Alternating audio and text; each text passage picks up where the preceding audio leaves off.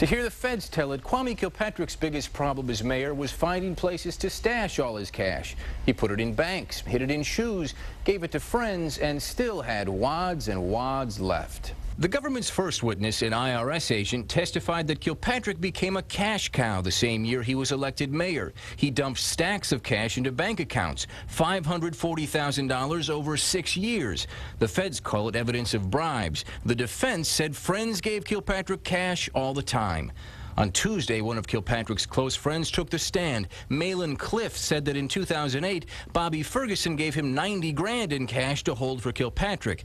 Cliff said he stashed it in his vacuum cleaner before giving it to the mayor on 2 different trips. Defense lawyers said he was lying, pointing out inconsistencies in his testimony. Cliff said he had no reason to lie. Testimony shifted to Ferguson on day 2 when Officer Michael Fountain took the stand. He said after he gave Ferguson tickets for environmental violations in 2001, he threatened him outside court. Flanked with 2 of Kilpatrick's bodyguards, he said Ferguson told him it would be in his family's interest to drop the tickets. And Fountain did just that. It was pretty much a threat on, the family, my kids. Defense lawyers got up suggesting this was all a vendetta he had against Ferguson. Mr. Ferguson is not guilty of all charges, and I think that's true for all the defendants. So everything that's inconsistent with that, we dispute. And the feds don't call it the Kilpatrick enterprise for nothing. They said Kwame wasn't the only Kilpatrick who lined his pockets thanks to taxpayers. They pointed to his wife Carlita, too.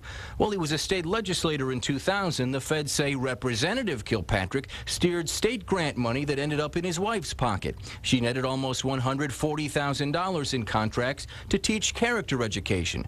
The director of a local nonprofit took the stand, saying she was told to hire Mrs. Kilpatrick.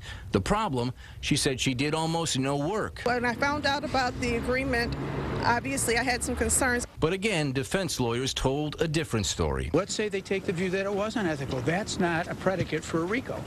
That's not a predicate for a crime. That is not a crime. Now, defense lawyers caution, don't judge the case until you've heard all the testimony. Unsavory? Maybe. Unlawful? No way. I'm Ross Jones, 7 Action News.